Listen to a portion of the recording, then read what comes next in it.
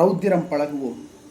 ஆகா வென்று எழுந்தது பார் யுகப்புரட்சி என்று பாரதியும், கிளம்பிற்று கான் தமிழ் சிங்க கூட்டம் என்று பாரதிதாசன் பாடி கொண்டாடி வரவேற்ற எழுச்சியை நம் கண்முன்னே கண்டோம். இப்படி ஓர் எழுச்சியை சமீபகால சரித்திரம் கண்டது இல்லை. தமிழ்நாடு பல்வேறு அரசியல் கிளர்ச்சிகளை சந்தித்த போராட்ட பூமிதான்.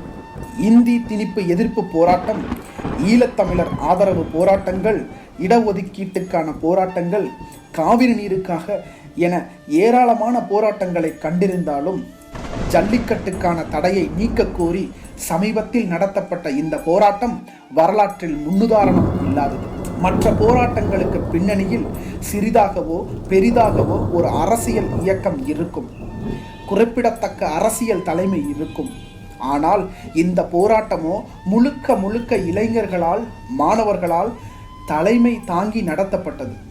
அரசியல் கட்சிகளின் ஆதிக்கத்துக்கோ சினிமா நட்சத்திரங்களின் புகழ் வெளிச்சத்துக்கோ சிறிதும் இடம் கொடுக்காமல் களம் அமைத்தது போராடினார்கள் இளைஞர்கள்.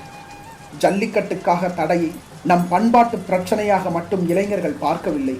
மிச்சம் மீதி இருக்கும் நாட்டு மாடுகளையும் அழிப்பதற்கான சூழ்ச்சியாகவும் இதற்கு பின்னால் இருக்கும் பண்பாட்டு மூலதனம் சதியாகவும் புரிந்து கொண்டு எதிர்ப்பை முன்வைத்தார்கள்.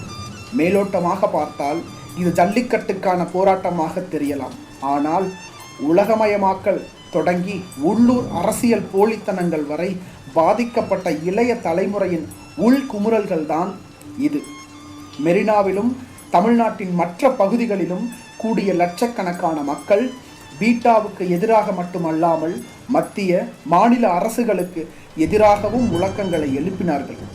இதை எந்த அரசியல் கட்சியும் ஆதாயத்துக்காக பயன்படுத்திக்க கூடாது என்பதில் மிகுந்த கவனம் செலுத்திய இளைஞர்கள் எந்த அரசியல் கட்சிகளையும் அண்டவிடவில்லை. தலைவர்களே இல்லாத இந்த போராட்டம்தான் ஆழ்ந்த தூக்கத்தில் இருந்த மாநில அரசையும் வெறும் சால்சாப்புகளையும் பசப்பு வார்த்தைகளையும் மட்டுமே சொல்லிக் கொண்டிருந்த மத்திய அரசையும் ஜல்லிக்கட்டுக்கு ஆதரவான அவசர சட்டத்தை பிறப்பிக்க நிர்பந்தித்தது.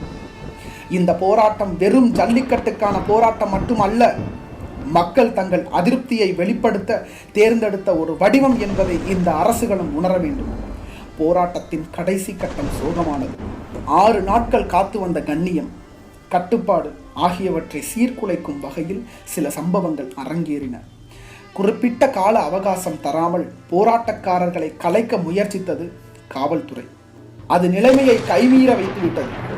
என்றாலும் அதற்காக ஒட்டுமொத்தமாக இளைஞர்கள் எழுச்சியையோ போராட்டத்தையோ விரக்தியுடன் நோக்க வேண்டியது இல்லை. தமிழர்கள் தங்களுக்கு அநீதி இழைக்கப்பட்டதாக கருதினால் இனி வாய்மூடி கேளாக்காதினராக இருக்க மாட்டார்கள். அரசியலுக்கு அப்பாற்பட்டும் எழுச்சிமிக்க இளைஞர்கள் தனி தலைமையில் அணி திரள்வார்கள் என்பதைத்தான் இந்த புதிய வரலாறு உணர்த்துகிறது. தொடரட்டும் இந்த சமூக அக்கறையும் ரௌத்திரம் பழகும் போராட்ட உணர்வும்.